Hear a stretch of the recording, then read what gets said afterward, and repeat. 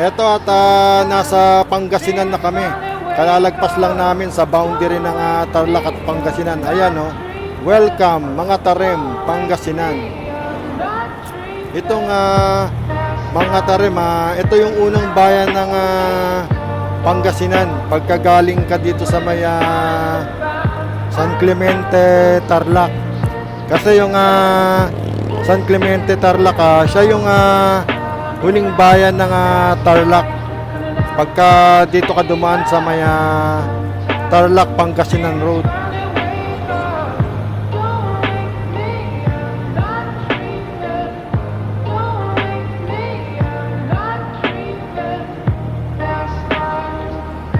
Nasa 10 kilometers pa ata bago kami makarating dun sa may mismong proper ng mga Tarem.